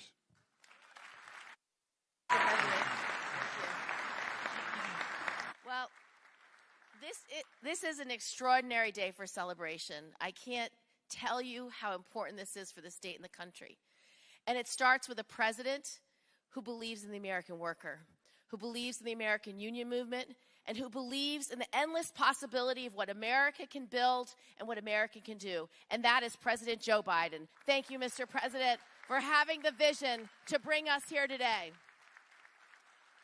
The second person we need to celebrate is our own Senator Chuck Schumer. He brought this to life from the beginning. This was his idea. He's been working on this legislation for over a decade. He knew that to compete with China, we needed to make it here. He knew if this country was going to be secure, we needed to make chips here. He knew that the only way to do this was through a bipartisan bill that would bring the whole country together about making it here. It was Chuck's dream vision from the beginning, something he knew he would do when he became majority leader. So I just want to thank Senator Schumer for not only being our vision, but our closer. Thank you, Senator Schumer, for getting it across the finish line. And then I have to thank our governor. This doesn't happen without a governor who is able to come to the table with resources, to come to the table with promises of the best workforce in the country, who can come to the table with promises for education, for a pipeline of the best students, of the best workers, someone who could come to the table with tax incentives, meeting this company, Micron, halfway to get it done. Governor, without your vision and your commitment, this would also not be done. So thank you to Governor Hochul. And last but not least, our CEO. Sanjay's had a vision for what Micron can do. I can't tell you how proud he was to show the president what this plant's going to look like, that it's football field after football field in length, the state of the art. It was amazing. It was more than a kid in a candy shop. It was a man who was realizing his vision of his whole future. And he sees each one of you in this future. Every worker in this community is part of this future. And it is a bright future, and you should be so proud. Thank you so much. Now, there are 3 reasons why this is a big deal. And I won't use the word that the president likes, but it's a big deal. And it's a big deal for 3 reasons. The biggest and most important, especially for this community, is jobs. This is going to create tens of thousands of jobs over decades. This is not a small investment. This is a generational investment. And not just this generation, but the next 3. This is extraordinary for what it will do for central and upstate New York. It is extraordinary. And as the governor said, more companies will come. They will want to be part of this ecosystem. They will want to be part of this energy. They will want to be part of this success. The second reason this matters so much is national security. I sit on the Intelligence Committee and I sit on the Armed Services Committee. And when the Republicans did not want to fund this entire bill, Several of us went to the SCIF to tell them, if you do not fund this now, we will not compete with China and we will not be able to keep this country safe. They understood and they got it done because of Senator Schumer's leadership. So this is the most important component to keep this country safe. Do not underestimate how important it is to be at the forefront of semiconductors, of AI, of quantum, and supercomputing. And this technology allows for all of that. Without it, we do not keep our country safe. And the last reason why this is so exciting is that it's hope.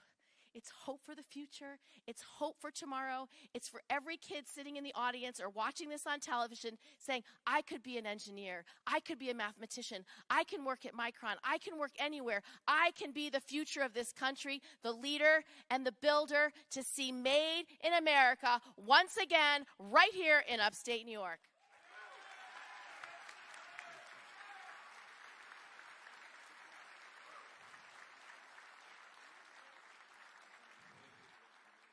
You're going to hear from our last and most important participant up here on the stage, but you know, the point that I want you all to remember is the jobs created making these chips and building these buildings is important. But guess what? Those of you who sell automobiles and dealerships are going to sell a whole hell of a lot more cars because people have good salaries. Those of you who make sandwiches in restaurants are going to make a whole lot more meals. Those of you who have clothing stores. I'm not joking. Think about the spinoff. Think about the spinoff. And so this is really a game changer for New York. It's a game changer for the country. And the guy who's changing the game, Sanjay, it's all yours, kid.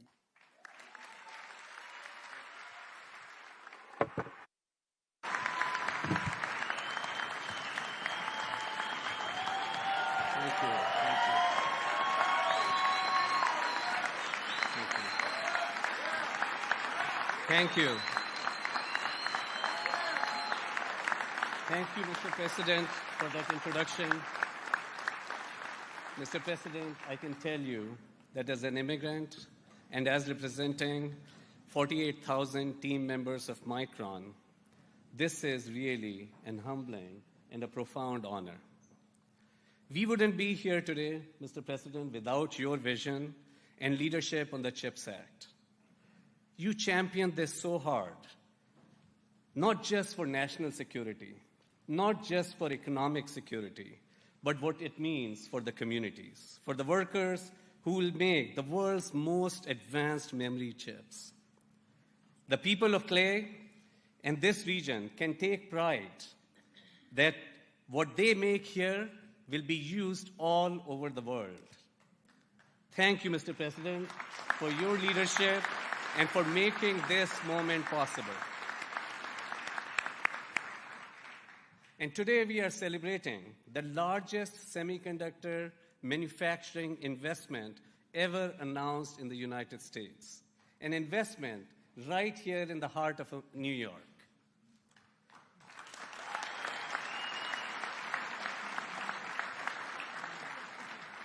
We, Micron, plan to invest $100 billion over the next 2 decades, building a mega fab manufacturing complex employing 50,000 workers here in New York.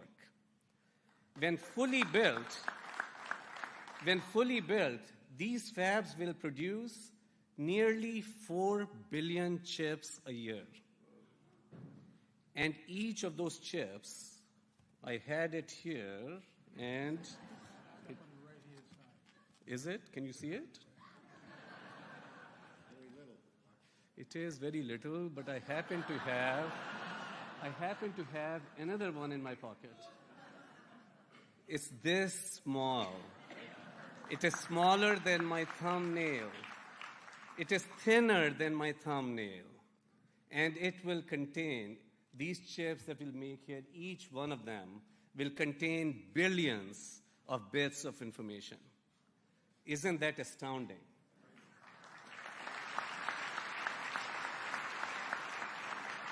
The fabs that we built right here in Clay will be a critical part of Micron's global manufacturing network, creating leading-edge memory chips to be used in most demanding electronic applications worldwide, everywhere. Clay, New York, just a few miles north of here, will be able to say with pride that they are home to some of the most advanced manufacturing in the world. So why is memory so important?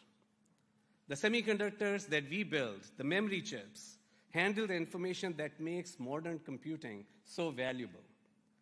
The data required for computing lives in the kind of chips that Micron makes.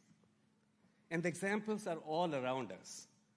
The ability to change speech to text in your smartphones, advanced safety features in your modern cars, massive e-commerce platforms driving digital transformation, precise medical imaging systems that help doctors make critical diagnoses. All of these applications and myriads more depend on fast, accurate data. And because memory makes access to data easy, it is at the heart of all of these technology applications today. Memory is also an essential component of critical infrastructure, including aerospace applications like next-generation radars, avionics, secure communications, and electronic defense systems. So I hope you understand why memory is so important. Memory really matters. Advanced computing systems require continual innovation in memory, and Micron teams lead the way. Micron, over 44-year history of the company, has now amassed more than 50,000 patents. We are an innovation powerhouse. We are the clear technology leader in memory, and we are now bringing that leadership in technology and manufacturing excellence to right here in Clay, New York.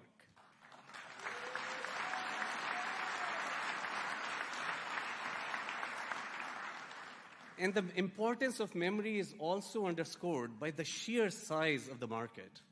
The total market for memory is expected to grow to more than $300 billion by the end of this decade. So it is obvious, to meet the growing demand for memory, new fabs need to be built.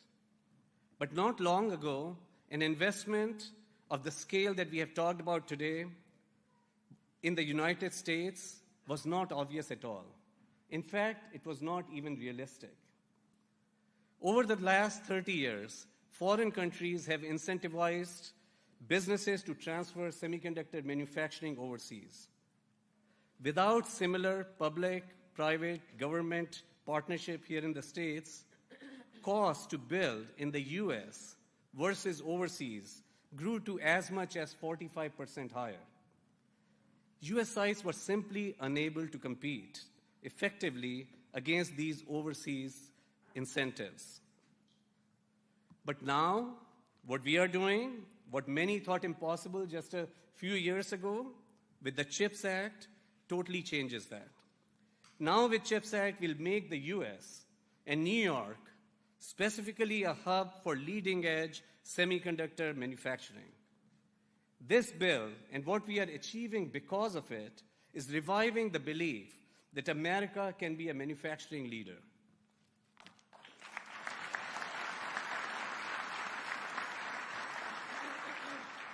We are grateful to President Biden, Commerce Secretary Gina Raimondo, Senator Schumer, Senator Gillibrand, and so many others who ensured CHIPS became a reality.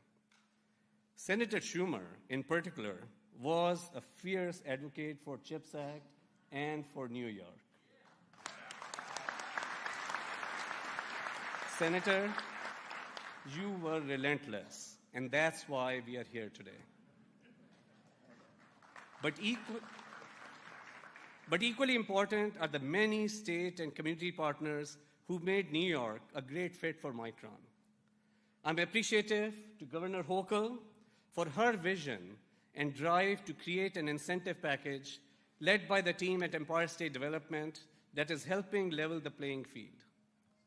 Governor, you were visionary, creative, strategic, firm, and yet fair. You were instrumental in achieving this partnership between Micron and New York. Thank you.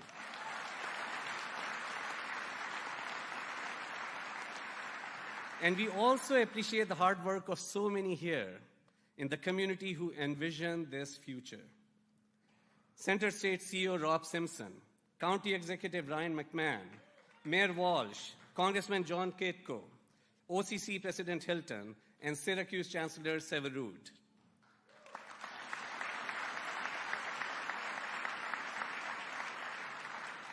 Each of you have really been great partners, and we look forward to working with you as we move ahead. And we know New York will stand alongside us to ensure a successful partnership because we share common goals. Goal 1, meeting the economic and national security needs of the U.S. Goal 2, securing long-term global semiconductor leadership for the U.S. 3, strengthening and expanding Central New York as a regional semiconductor and innovation hub. And 4, generating profits, benefits for a wide range of stakeholders in the community.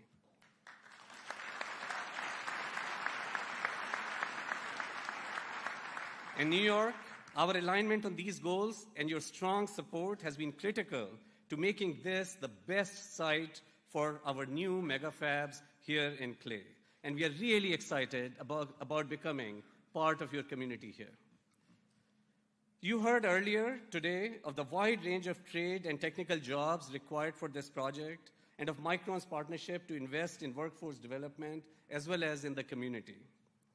We are proud to be partnering with New York to create a historic $500 million Green Chips Community Investment Fund.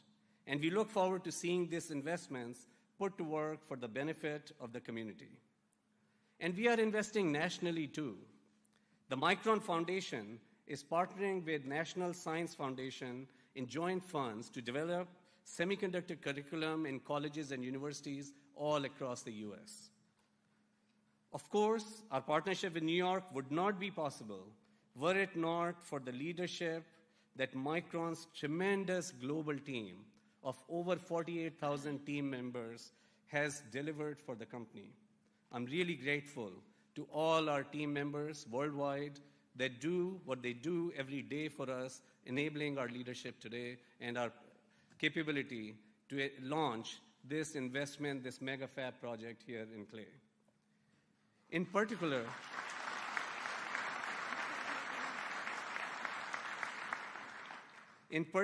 I want to thank the team that worked with the New York team. I want to thank Manish and April, Scott, Rob, Buddy, as well as Courtney and so many others in bringing us to this milestone today.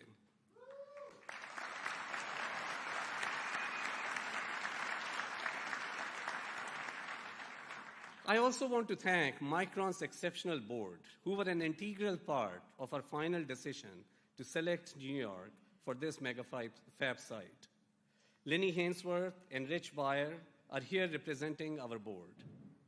I would now like to ask Rich, Lenny, and the Micron team to stand and please recognize this amazing team.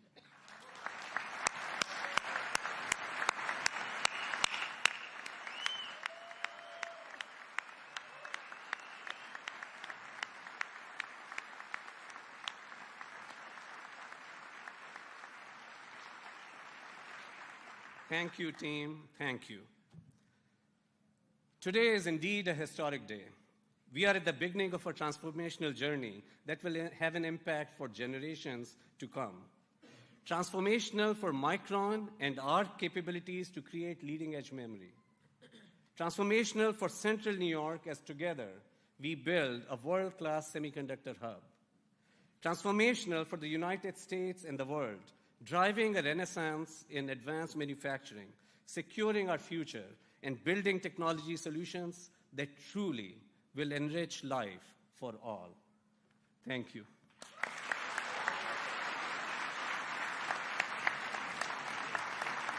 And now, thank you. And now it is my honor to invite President Biden to come back to the podium to make closing remarks.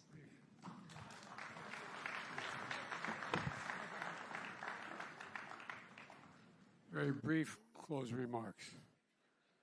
You're a very patient audience, but there's a lot to be excited about. There really is. We use the word all the time, transformational. But this is transformational. And it's not just here, but it's primarily here. And so I want to thank you all. This is a big day for Central New York, but it's also a big day for the United States. And my grandfather would say, with the grace of God and the goodwill of the neighbors and a creek not rising, we're on our way. Thank you all so very much.